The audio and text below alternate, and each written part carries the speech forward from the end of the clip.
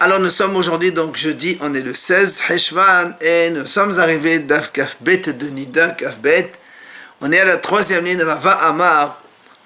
Donc Rava vient expliquer donc de nouveau la mahlok de Rabbi Eliezer et le Chachamim concernant ce morceau le morceau de viande que la femme elle met bas. Et donc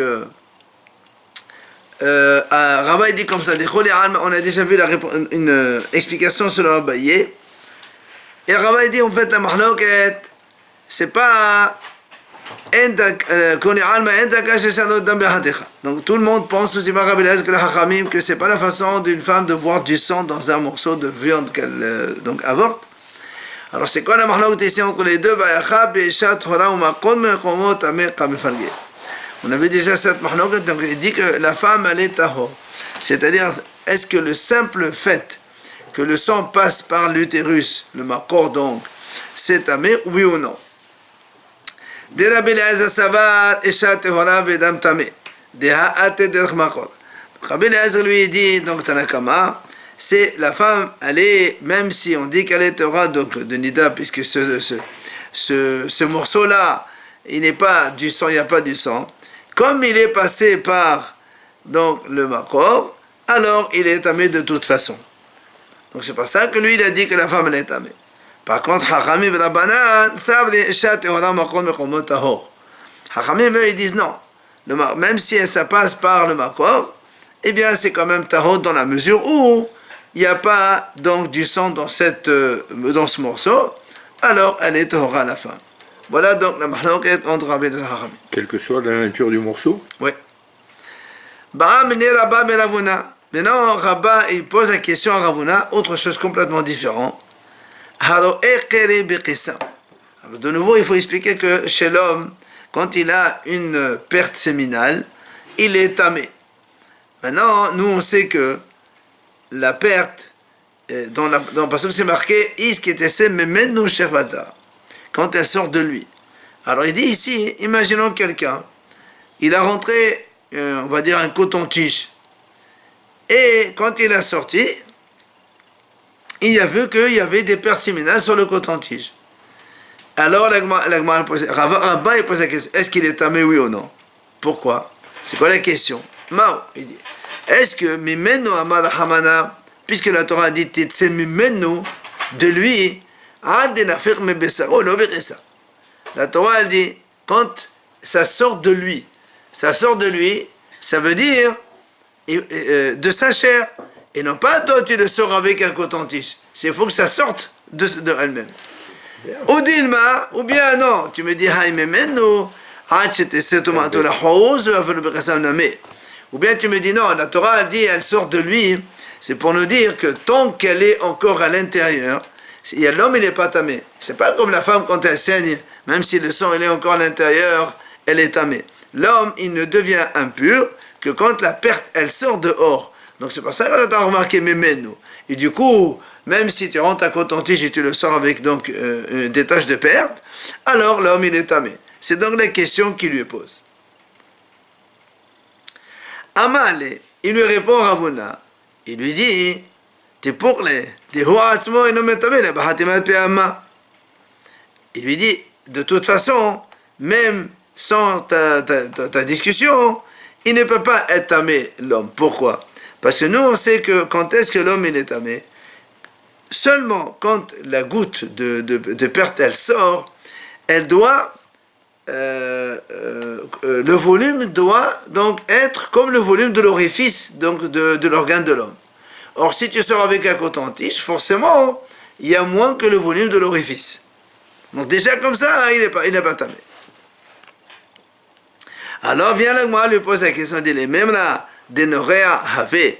Moi, dit qu'est-ce que ça veut dire? Tu vas me dire ici que l'impureté de l'homme en voyant cela, c'est pas une question de voir, mais seulement de tact. C'est-à-dire il faut qu'elle touche tout l'orifice, comme tu as dit toi, il faut que ça enveloppe tout l'orifice de l'homme. Ça veut dire que c'est pas une question comme une femme nida, il n'y a pas de zéro. Même une goutte microscopique, elle a vu du sang, c'est tamé. Alors maintenant, tu vas dire que pour un homme, c'est différent. C'est comme par exemple les autres Toum'a, cadavre, kazait ou kacher, etc. la merata, si tu dis ça, Ali Bezeva, dans ces cas-là, si tu me dis que ça dépend d'un certain volume, alors il ne doit pas annuler son compte quand il est zav. C'est-à-dire, nous on sait quand un homme il a vu donc un écoulement 3 fois, eh bien il est tamé pendant 7 jours. Et donc il doit se vérifier pendant 7 jours qu'il n'a pas de perte. Si au 3e ou 4e jour il voit de nouveau une perte, ça annule les précédents. Il faut recommencer le compte. Alors il dit, dans ces cas-là, si tu me dis maintenant que ça dépend d'un certain volume, Alamatania, pourquoi il y a une braïta qui dit Zot Torah Hazav. C'est marqué dans la Torah, voici le statut d'un zav. Donc celui qui a un écoulement en dehors donc de relation. Et celui qui a eu une relation, donc il a eu des pertes. Et la Gemara dit, étant donné qu'on a mis les deux dans le même pasouk, Ma'aseva soteret, av shervat zera nami soter. De la même façon que quand un zav, c'est-à-dire il a commencé son compte, et en plein milieu il voit de nouveau un écoulement, ça détruit, donc ça annule le compte et on recommence de nouveau. La même chose, shervat zera, si quelqu'un il a eu donc une perte, relation donc avec sa femme, eh bien aussi ça va annuler le compte. Pourquoi? Si tu dis qu'il faut un certain volume, d'où tu sais qu'il y a eu les volumes pour annuler précédemment le compte. Amal et... Il peut avoir une relation avec sa femme s'il est ça. Peut-être que... Non, on va dire que non. Il n'a pas le droit d'avoir une relation. Mais il a eu des pertes. Mais il y a une différence entre des pertes séminales et une perte de quelqu'un qui est malade et qui a eu des écoulements entre eux. Alors, l'Agma a dit, alors il lui répond, Amale, Sira,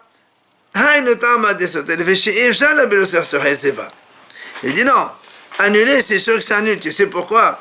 Parce qu'il lui dit, même s'il y a une perte donc de perte séminale, c'est sûr qu'il y a eu aussi un peu de zav avec, d'écoulement avec, qui est donc impur.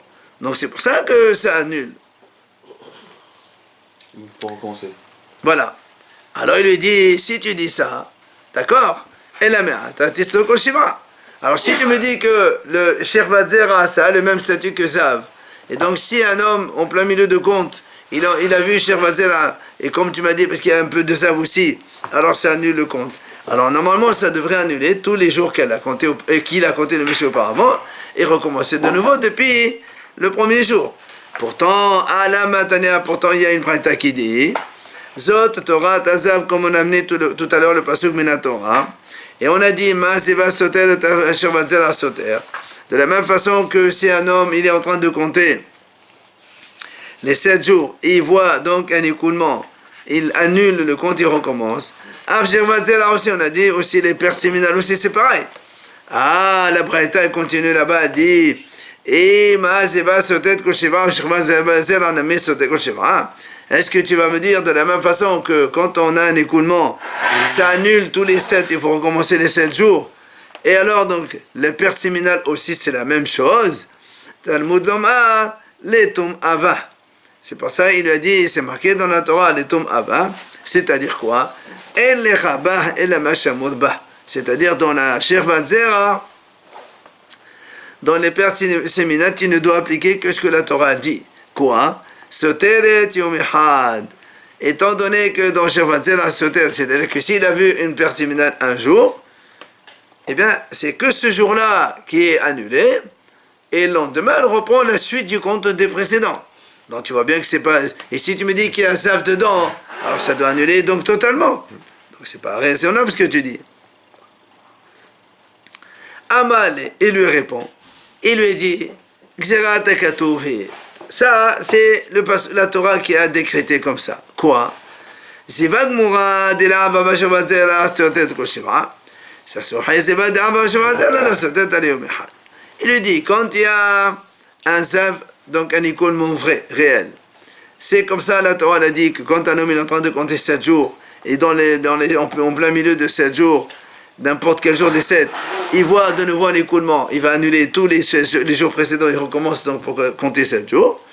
Mais quand il s'agit de perte séminale, même s'il y a un petit peu de zav avec mélangé, comme on a dit, eh bien, dans ces cas-là, ça n'annule pas tous les jours précédents. Ça n'annule que le jour où il a fait cet écoulement. Et le lendemain, il continue le compte donc qu'il avait commencé précédemment. Au-delà du chiot. Il ne peut pas se purifier. Ah non, de toute façon, il faut venir les 7 jours. Rabbi Yosef ben Rabbi Hanina ben Rabbi Elazar. Il vient Rabbi Yosef ben Rabbi Hanina. Il pose la question à Rabbi Elazar. Maintenant, il dit Dam Yavesh Mahu. Si une femme, elle a un écoulement de sang, mais il est sec. Il est sec. Est-ce qu'elle est tamé tum'at nida ou est-ce qu'elle n'est pas tamé tum'at nida? Il lui dit, c'est quoi la question? Pourquoi tu te posais la question?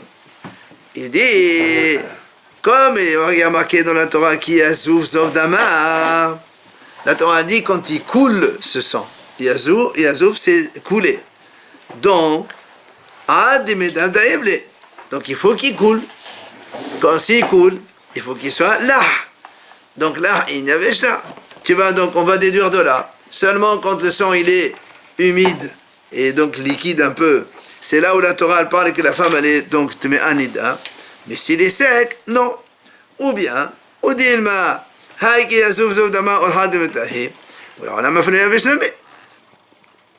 tu vas me dire non, la Torah elle a parlé de façon générale. C'est normal, en général, une femme, quand elle a un saignement, donc c'est un saignement qui est liquide, mais même s'il est sec, ben c'est quand même un saignement, la femme elle est impure. Donc c'est une question qu'il lui pose. Est-ce que une femme qui a vu du sang, mais c'est sec, par exemple une boule sèche, un caillou sec, sang donc liquide, est-ce qu'elle est tamée, oui ou non? Amal et lui répond, Tanetoha, vous l'avez déjà étudié. C'est marqué Dam Hanida Uvsal Hamet Metamein Lahim Vivishim. Il dit on a déjà enseigné ça. C'est une Mishnah qu'on verra plus loin qui dit le sang de la femme Nida et la chair d'un cadavre mort donc ils transmettent l'impureté aussi bien quand ils sont humides que quand ils sont secs. Donc voilà, tu as la réponse à ta question. Alors là, on m'a dit non, ma question, tu ne m'as pas répondu. Pourquoi? Amale, l'arvena sayavesh, là comme il va y aller. Quand d'abord il était humide, après il est devenu sec, comme le cas d'un mort. Au début il est mou, après il sèche. Ça c'est sûr, je sais que ça transmet l'impureté. Ma question qui me va y aller, mais yavesh me'ekhala. Moi, ma question que je pose, c'est quand le sang il est sec d'origine. C'est pas qu'il était d'abord liquide, après il a coagulé, il a séché. Je veux la question, quand une femme elle saigne un caillou sec comme ça, est-ce qu'elle est tamée, oui ou non? Oui, alors, hein? Il était nécessairement non, liquide avant mais quand il est sorti. Au moment de la sortie. Bah oui, quand elle saigne, elle est dehors. Il lui a dit, Hanami tanetoha. Il dit ça aussi, vous l'avez déjà étudié. On a vu donc Hamapelet Kemen Klipa, Kemen Seara, Kemen Afar, Kemen Yafhoshin Adomim. On a vu ça dans la Mishnah. Si une femme avorte, comme une sorte de klipa, comme une sorte d'écorce, comme ça, une petite peau, quoi. Ou bien un seara, un cheveu. Ou bien comme de la terre. Ou comme des moucherons. Donc des choses qui sont rouges. On a dit là-bas dans la Mishnah, qu'est-ce qu'elle fait? Tatil la maille. La femme, elle met ça dans de l'eau. Dans de l'eau. S'ils ont fondu, et ils sont devenus du sang, donc c'est que c'est du sang. Et donc, c'est tamé. Donc tu vois bien que même si au début c'est sec, après ça fond, alors c'est tamé. Alors là, moi, a dit, si c'est comme ça, alors bloni mohonami. Si tu me dis que tu mets dans l'eau, etc. Alors dans ces cas-là, même s'il n'a pas fondu, il doit être tamé aussi. Amar Rabba dit non. Pourquoi? Il dit parce que quand il n'a pas fondu, ça veut dire que c'est une créature à part. C'est une chose à part, comme le cheveu, comme le moucheron. Donc c'est pas du sang. Alors on m'a dit comment? Ça existe une femme qui est elle avorte, comme tu dis toi, un poil et tout ça, ils sont qu'il y ait des cheveux. Ils sont qu'il y ait du sang, ça veut dire que c'est un truc à part. Mais Atania a dit, voilà, pourtant, après elle dit, Amar Rabbi Elazar, ben Rabbi Sadok. Rabbi Elazar, le fils de Rabbi Sadok, a enseigné. Il a dit comme ça. Shne ma'asim ha'ila abba metiv'in liyavne. Mon père, il a rapporté deux histoires. Donc, qu'il a eu à Tiv'in, il a amené ça devant les Chachamim à Yavne. C'est quoi les deux histoires? La première, Ma'aseh, Be'isha sha'eta mapelet kemen klipot adomot. C'était une femme qui avait l'habitude de faire tomber donc comme une sorte de petite peau rouge. Et on va au Sha'alut Abba. Ils sont venus demander donc à Rabbi Tzadok qu'est-ce qu'il en pense. Ve'abba sha'al ha'chachamim. Moi ha'chachamim sha'alo la'ofrim. Et mon père, il est allé demander aux ha'chachamim de l'époque. Et les ha'chachamim de l'époque, ils sont allés demander aux médecins de l'époque. Et les médecins leur ont dit Isha zo maka yeshla betoch me'eha shememena mapelet kemen klipot. Cette femme, elle doit avoir une blessure donc, en bas, dans son organe. Et c'est pour ça que elle, de temps en temps, elle fait tomber donc des morceaux de peau. Alors, taté la maille, elle doit, qu'est-ce qu'on fait? Hachamim m'ont dit, elle va mettre, donc elle prend ces peaux-là, elle les met dans l'eau. Imne moho. Mais si ils ont fondu, c'est que c'est du sang. Et c'est tamé. Sinon, s'ils n'ont pas fondu, c'est que c'est comme c'est des morceaux de peau, autre chose. Et elle est en haut. Ça, c'est la première histoire. Vishuv. Deuxième histoire, la moine ramène ici. Que Rabbi Elazar, le fils de Rabbi Sadok, il a ramené avec lui de Tverin, à Yavne devant le Hachamim. Il a dit, Isha Shaita m'appelait Kemin Sa'arot Adomot. Donc c'était une femme qui avortait donc, rejetait des cheveux de couleur rouge. Elle est venue demander à mon père. Et mon père, il a demandé aux Hachamim, qui les Hachamim, eux, ont demandé aux médecins. Ils leur ont dit, les médecins, donc ça aussi c'est la même chose, c'est une blessure qu'elle a dans son ventre. Et c'est pour ça de là-bas, donc elle rejetait des petits poils rouges comme ça. Tatil la maille. Donc elle met ça dans l'eau. Ici ça fond, c'est que c'est du sang qui a coagulé. Et puis, sinon, c'est que c'est pas du sang. Et alors elle est en haut.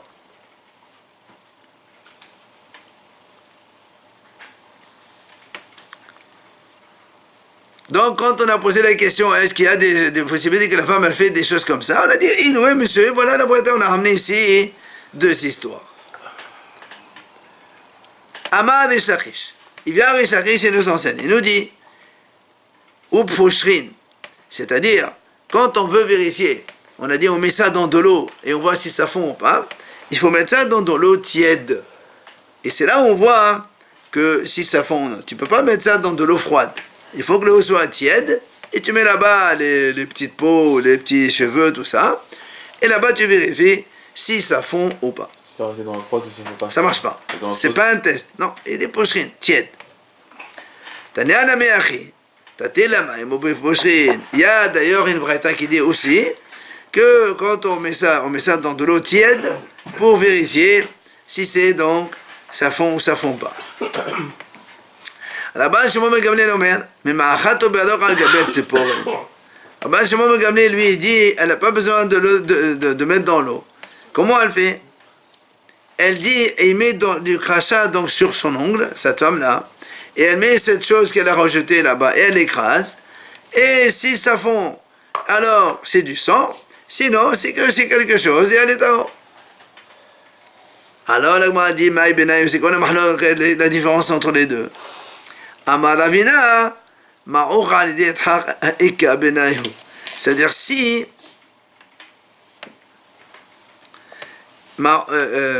on a écrasé, on a beaucoup écrasé donc la chose qu'elle a rejetée et ils ont fondu. Comme Tanakama il a dit, il faut que ça fonde dans l'eau. Eh bien ici, comme ça n'a pas fondu tout seul, donc pour lui, c'est pas du sang.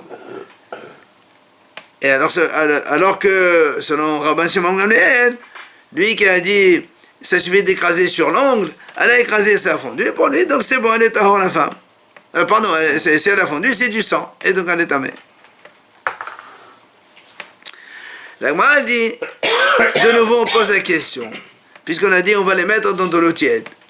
Hatam, là-bas, quand on a dit qu'il y a transmission d'impureté à partir d'un cadavre, que même s'ils sont mous ou ils sont secs, et on a dit après là-bas dans la Mishnah, si on peut les mettre dans de l'eau et ils redeviennent humides, d'accord? Parce qu'on a dit les cadavres des reptiles ou des animaux, quand ils sont mous, ils transmettent l'impureté. Quand ils sont secs, ils ne transmettent pas l'impureté. Mais on a dit que si même ils sont secs, on les met dans l'eau et après ils ramollissent, alors ça s'appelle qu'ils transmettent l'impureté. Et là-bas on a dit, Kama, combien tu les laisses dans l'eau pour que savoir qu'ils redeviennent mous comme avant? On a dit, mais arrête, tu les laisses 24 heures là-bas. Alors on pose la même question ici. À propos de cette histoire-là, de cette femme qui a donc rejeté des cheveux ou des petites peaux, etc. Et qu'on a dit, on met ça dans de l'eau tiède. Combien la Gemara dit? Est-ce qu'il te faut 24 heures? Ou là? Ou bien non?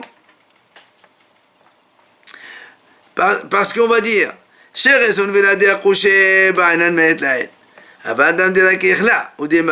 qu'on aurait pu dire, soit tu me dis, parce que, étant donné les cadavres de reptiles ou d'animaux, eux, quand ils sont secs, ils sont vraiment durs. Bon, c'est pour ça qu'on exige 24 heures pour vraiment voir si vraiment après ça va redevenir mou comme avant. Mais le sang, il n'est pas dur comme de la viande de reptile. C'est un caillou. Peut-être qu'il peut fondre en moins de temps. Et il n'y a pas de différence. Ou plutôt, c'est différent. Ou bien tu me dis non, c'est la même chose. Donc, la Gemara dit Tero, on ne répond pas. Est-ce qu'il faut 24 heures ou bien moins? Après, on a vu dans la Mishnah, rappelez-vous, Hamapelet Kemin Darim. On a dit ici une femme, elle avorte comme une forme d'un poisson. On a dit là-bas, si il y a du sang, c'est tamé, et sinon, elle est tahor. Rappelons que quand on a parlé le premier cas de Mapelet, là-bas dans la Mishnah, on a dit ici, une femme, elle rejette un morceau de chair.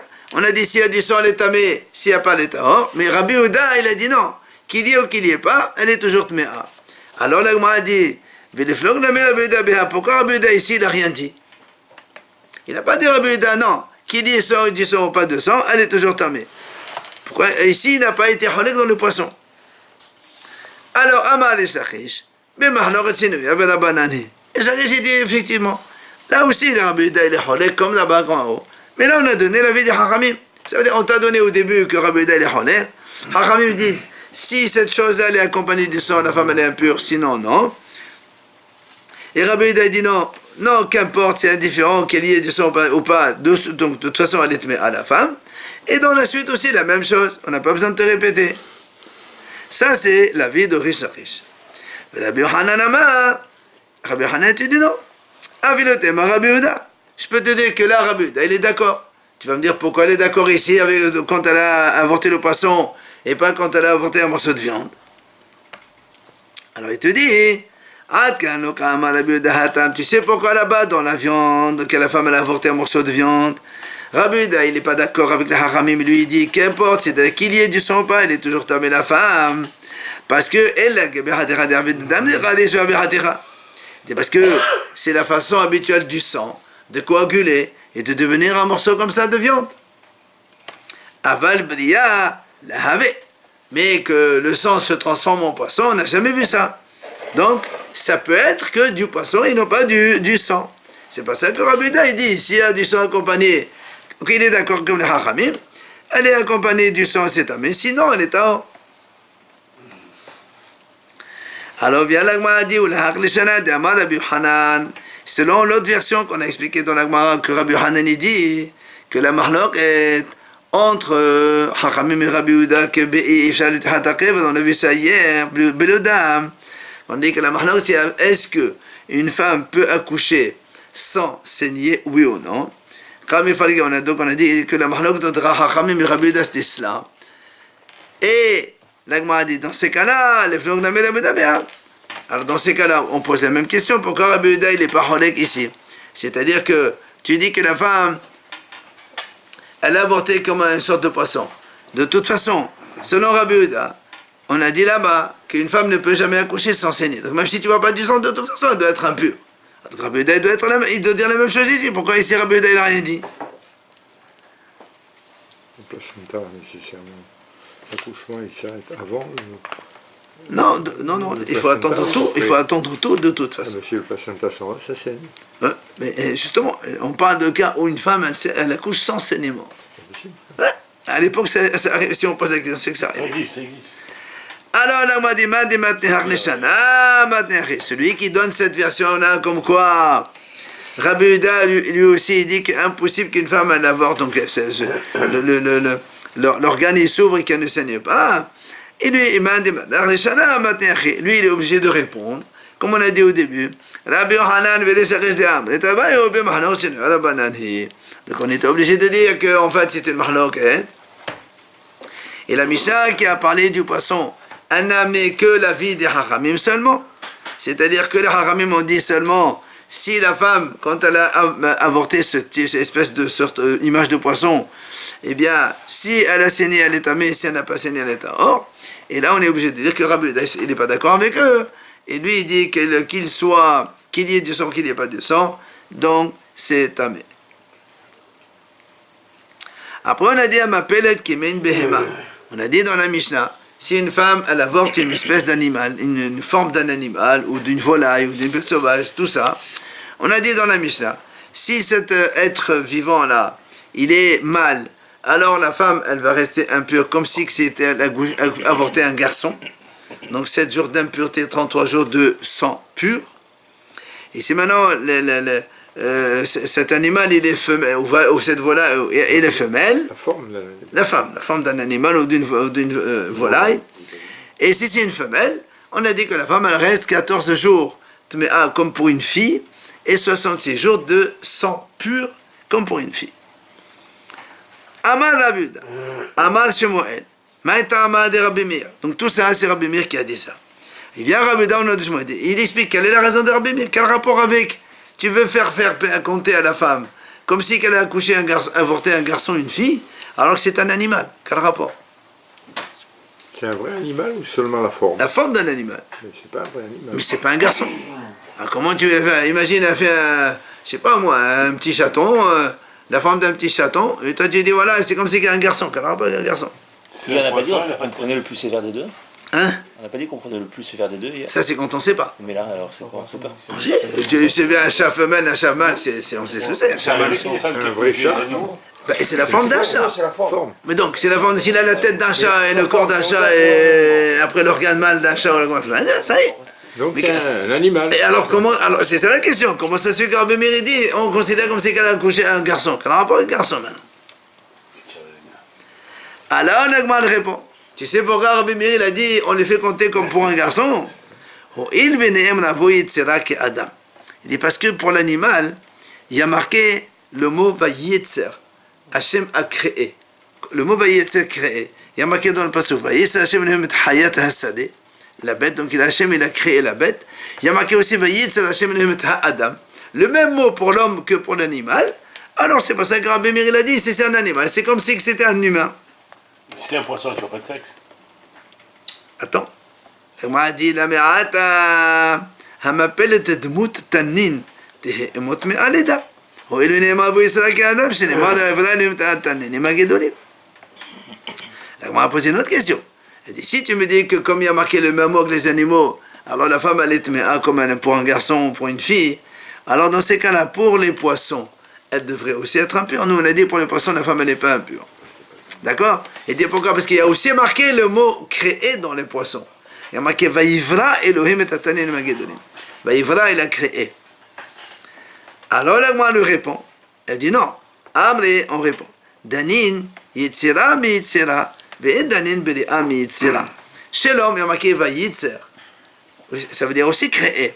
Chez le poisson, il y a marqué Vayivra, ça veut dire créer. Et chez l'animal, il y a marqué Vayitzer. C'est pour ça qu'il dit, le Vayitzer, on parle des deux, un homme et l'animal, d'accord. Mais chez le poisson, il y a marqué Vayivra. Alors, on ne peut pas comparer les deux. Alors, la m'a dit, pourquoi tu dis non? Voilà, Hatana de Rabbi Ishmael. Pourtant, nous, on a vu déjà un enseignement donc, chez Rabbi Ishmael, qui a dit, dans les Metzora, là-bas, dans la Torah, il y a marqué une fois Veshava Kohen, une fois Uvaha Kohen. Et on a dit Zohi Shiva, Zohi Bia. C'est que même si les mots ils sont complètement différents, on a quand même fait Xera Shava là-bas. Verot, on m'a dit encore une question plus puissante. Nigmal Bedia, me Bedia. Tu m'as dit il ne faut pas faire Yitzira avec Bedia. Très bien. Il est des Shalom aussi. Il y a marqué Dirtiv. Vaivra Elohim et Adam Betzalmo. Il y a marqué Vaivra Hashem et Adam. Il y a marqué Vaivra Hashem et Taninim. Alors Vaivra, Vaivra. Donc tu veux dire la même chose pour les poissons. Je sais pas comment ils font. Alors, vient l'agma dit Amre, Vaivra les gofé, Vayitza les afnouye. L'agma dit comme ça. Quand on a dit, il y a marqué parce que Adam Betzalmo, ça c'est pour nous apprendre la première fois que Hachem a créé l'homme. C'est normal, il faut bien le dire, il faut l'exprimer. Et après, quand il y a marqué, on a répété une deuxième fois, Vayitzer. Ce mot-là qui est en plus, là, on va faire Xera Shava avec un autre mot. Mais quand tu peux pas me prendre le mot Vaivra le premier, et tu me dis fais Xera Shava, mais il faut bien le Xera Shava quand on a un mot en plus, et on a un autre mot en plus, et on les associe tous les deux. Mais là, il faut bien qu'Hachem écrive qu'il a créé l'homme. Comment tu veux qu'il parle? C'est pour Metzora, c'est pareil. Attends. Ah non, ça c'est autre chose maintenant. Alors, donc il le dit, Amre, Vaivra, les gofé. Donc le mot Vaivra, c'était pour nous apprendre la création de l'homme, une fois. Et Vayitz, qui est en plus, les afnouillés, et après, Vedanin, Isalam, Isla. C'est pour ça qu'on fait après, Xera Shava, le Yitzer de l'Adam, et le Yitzer de l'animal. Alors, là, on m'a dit, pourquoi tu dis pas? Adrapa, au contraire, moi aussi je peux dire. Vayitz, les gofé, Vaivra, les afnouillés, Vedanin, Beram, et Benéa. Et moi aussi je peux te dire. Tu dis Vayitz, Hashem et Adam, c'est pour la création de l'homme. Après, Vaivra, il est en plus. Tu le fais Xera Shava avec le Vaivra du poisson, et tu as la Xera Shava avec le poisson. Alors viens là, moi, elle répond, la Vayitz moufne meshenes dadin. Il dit non, le Vayitzer, et le mot Vayitzer, il est en plus chez l'homme, et il est aussi en plus chez l'animal. Donc les deux, ils sont en plus. Donc c'est pas ça qu'on peut faire Xera Shava. Parce que comme on a dit tout à l'heure, on fait Xera Shava, un mot qui normalement n'a pas besoin d'être là. Comme il est en plus, il est libre, alors on fait Xera Shava. Et là, on le ramène ici les psukim dans la Torah. Il y a marqué, il dit, Mouvne gabe Adam ou Mouvne gabe Behema.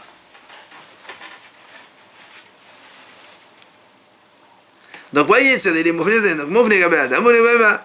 Donc chez l'homme, il est en plus, et chez l'animal aussi, il est en plus. Vaivra.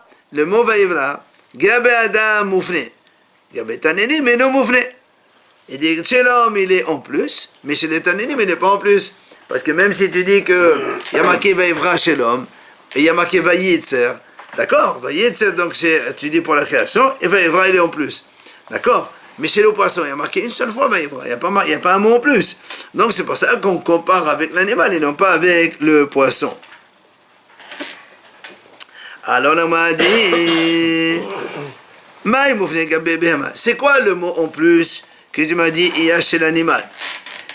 Si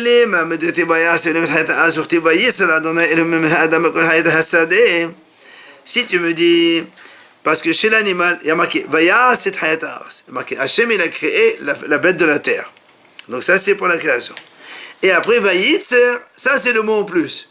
Que Hachem a créé les animaux, Kol Hayat Asadeh. Donc on a répété une deuxième fois. Alors là, on m'a dit, Gabé Taninami, dans ces cas-là, même dans les poissons aussi, Afnou et Moufne. Je peux te trouver un mot, donc, libre. Pourquoi? Il dit, parce qu'il y a marqué là-bas, Dirtiv, Ve'et Kodem Adama. À propos, Vayas, Hachem, il a fait les bêtes des champs. Il y a marqué aussi, et les remes adama, tous les rampants, les reptiles de la terre. Et donc, c'est les poissons aussi, ils sont reptiles. Urtiv, Et il y a marqué après, il a créé les poissons. Donc tu vois bien que le mot Vaïvra chez les poissons, il est en plus. Et donc on peut très bien faire Xera Shava avec l'homme.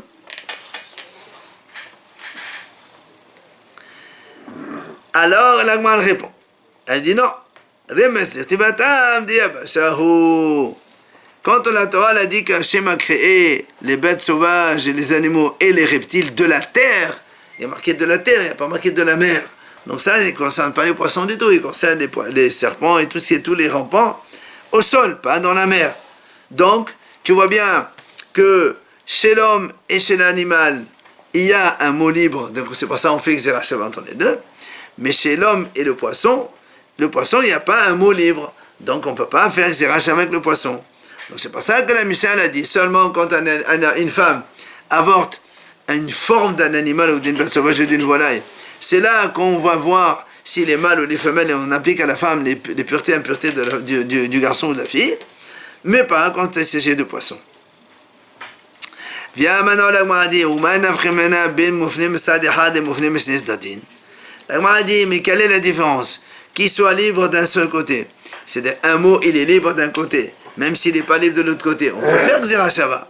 Eh bien, les mouvements mesnézadin, même quand il est libre des deux côtés aussi, on peut faire Xera Shava. Alors, qu'est-ce que ça change? Pourquoi tu me dis, on choisit l'homme et l'animal et pas l'homme et le poisson? Alors, la Gemara lui répond, dit non, c'est pas pareil. Pourquoi? Parce que Rabbi Yehuda, il nous enseigne la chose suivante. Il dit, quand tu as une Xera Shava, donc quand tu compares deux mots dans la Torah qui sont dans deux sujets différents et on les compare. Eh bien, quand il y a deux mots, que aucun des deux n'est libre. Mais tu as dit, il est marqué comme ça, il est marqué comme ça, alors on associe les deux idées. On m'a dit, dans ces cas-là, et les médines, ça on ne peut pas apprendre. On ne peut pas apprendre des Xera Shava de deux mots qui sont nécessaires dans le contexte. Sans cela, on ne peut pas apprendre l'idée. Donc ça ne marche pas. Maintenant, si maintenant tu as un mot, il est libre d'un côté, et de l'autre côté, il n'est pas libre, comme ici par exemple avec le poisson et l'homme. Chez l'homme, il y a Vayitzer Vayivra, chez le poisson, il n'y a que Vayivra. Donc il y a un chez l'homme qui est libre, mais chez le poisson, il n'y a pas un qui est libre. Donc il est libre d'un côté, mais pas de l'autre. Alors il dit, les Rabbi Ishmael, les Médines, on peut faire Xera Shava. Et on ne peut pas, même si tu objectes, il n'y a pas d'objection. La Xera Shava, elle est bonne. Par contre, les Ravanan, les Médines, Meshevin. Les Ravanan Harim disent non. C'est vrai que tu peux faire Xera Shava, mais si tu as une objection, tu objectes. Et donc tu casses la Xera Shava, c'est pas un problème. Par contre, Moufne Meshenes Dadin, quand il est libre d'un côté, il est libre de l'autre, là, devrait accoler les Médines Ven Meshevin. Là, la Xera Shava est parfaite, et même si tu as deux objections, on n'accepte pas les objections. Si tu as une Xera Shava, ça marche dans tous les coups. Alors, la Gemara dit, Rabbi Ishmael, Maïka ben Moufne Mesadehad et Moufne Meshezdadin. Alors, on va lui poser une question. Selon Rabbi Ishmael, lui, il a dit, quand c'est libre d'un seul côté, on peut apprendre et on n'objecte pas. Quand c'est libre des deux côtés, tout le monde est d'accord, on peut apprendre et on n'objecte pas. Donc pour lui, c'est la même chose. Qu'il soit libre d'un côté ou de deux côtés, c'est pareil. Qu'est-ce que ça change pour lui? Il te dit non. Il y a quand même une différence pour lui aussi. Nafkamina, Teradeka Mouvne Mesadehad ou Mouvne Meshezdadin, Shavkenan Mouvne Mesadehad, Uyel Finan, Mouvne Meshezdadin. Lui, il te dit non. C'est pas la même chose. Même si lui il dit que quand c'est libre d'un côté, ou libre des deux côtés, on peut faire Xera Shava et on n'objecte pas, eh bien il te dit quand même, quand il y a la possibilité de tuer, comme on a fait chez nous aujourd'hui, on peut faire Xera Shava avec l'homme et l'animal, les deux sont libres. Ou bien, donc selon Rabbi Ishmael, ça marche.